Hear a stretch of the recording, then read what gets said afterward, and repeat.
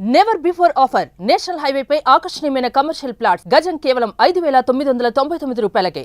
హైదరాబాద్ లో సంచలనం సృష్టించినటువంటి కుకట్పల్లి సహస్ర మర్డర్ మిస్టరీ ఎటకెలకు వేడింది. ఒక 10వ తరగతి బాలుడు అతి కిరాతకంగా సహస్రను చంపేసినట్టుగా నిర్ధారణ అయింది.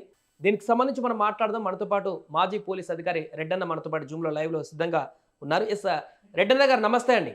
నమస్కారం అండి. సార్, ఈ సహస్ర కేసులో ఎవరు ఊహించినటువంటి విధంగా ఒక 10వ తరగతి బాలుడు హత్య చేసినట్టుగా బయటికి రావడం ఎలా చూడొచ్చు అంటారు? ఒక 10వ తరగతి బాలుడు ఇంత కిరాతకంగా చంపేటువంటి పరిస్థితి ఉంటుందంటారా? అది ఆలోచన చేయాలి, డెఫినెట్ గా ఉంటుంది. కానీ బట్ ఏ ఉద్దేశంతో దొంగతనం చేసేదానికే పోయినాడా అనేది ఇక్కడ ప్రశ్న.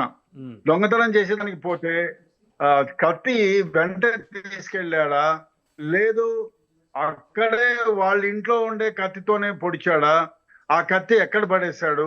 డెఫినెట్ గా అన్ని పోట్లు పొడిచి అంత అమ్మాయి అంత రెసిస్ట్ చేసింది అంటే వాడి బట్టల పైన బ్లడ్ ఉంటుంది. ఆ బ్లడ్ ఒకవేళ కడిగేసుకున్నా కూడా ఆ బ్లడ్ స్ట్రెయిన్స్ ఉంటాయి. అదే కాకుండా వాడి పర్పస్ ఏమిటి? ఆ రోజు వాళ్ళ తల్లిదండ్రులు ఇంట్లో ఉన్నారా లేరా, వాళ్ళ ఇంట్లో ఎక్కడికి వెళ్ళారు, వీడు ఆ మర్డర్ చేసిన తర్వాత ఎక్కడికి వెళ్ళాడు, ఇవన్నీ క్షుణ్ణంగా ఎగ్జామిన్ చేస్తే లాట్ ఆఫ్ ఎవిడెన్స్ కూడా దొరుకుతుంది. చాలా ఎవిడెన్స్, అబ్బాయి స్ట్రెయిన్స్, బ్లడ్ స్ట్రెయిన్స్, మంచి ఎవిడెన్స్, గ్రేట్ ఎవిడెన్స్ అది.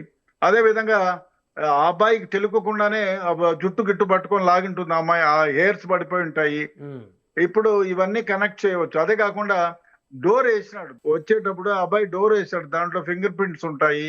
ఇవన్నీ క్షుణ్ణంగా నిదానంగా ఎగ్జామిన్ చేసి ముందు ఎవిడెన్స్ కలెక్ట్ చేయాలి. ఈ కుర్రవాడే ఆ మర్డర్ చేశాడు అనేటువంటి ఎవిడెన్స్ కలెక్ట్ చేసిన తర్వాత దీన్ని ముందుకు తీసుకెళ్ళొచ్చు. అంటే సార్, ఎందుకంటే ఇది ఇంపార్టెంట్.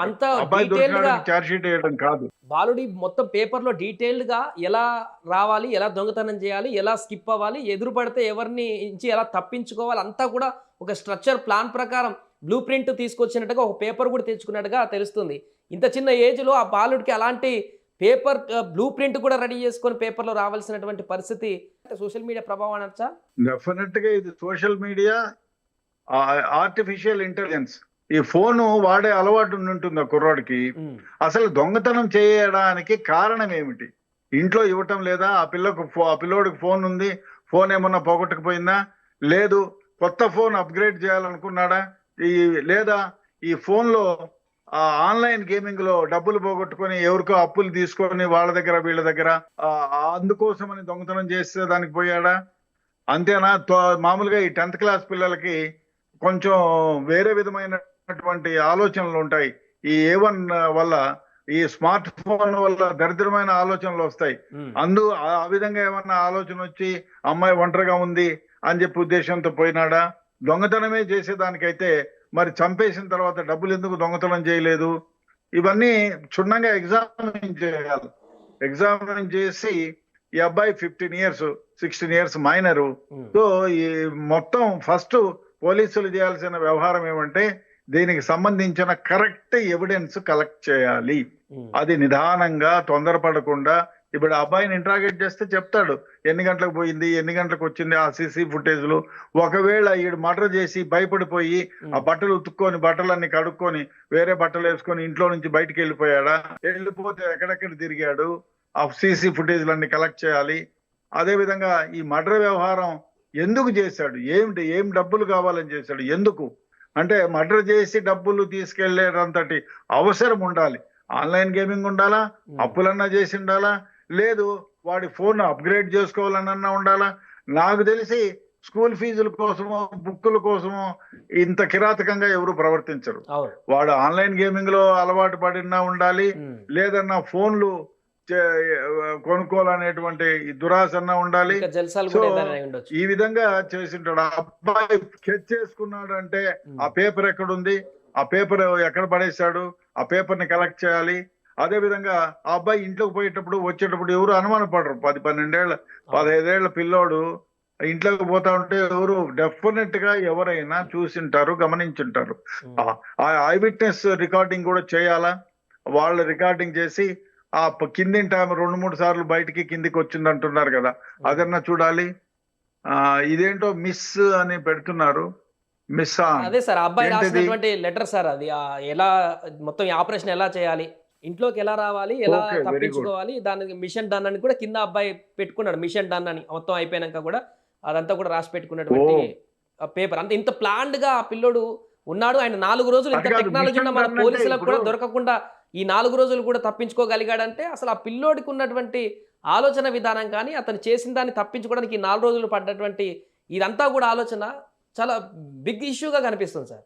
డెఫినెట్ గా దీనికి అంతటికి కారణం స్మార్ట్ ఫోన్. స్మార్ట్ ఫోన్ లో మీరు ఏమో 10th క్లాస్ పిల్లోడు వాడేది, ఇప్పుడు 6th క్లాస్ నుంచి పిల్లలకు వాడేది అలవాటు ఉంది.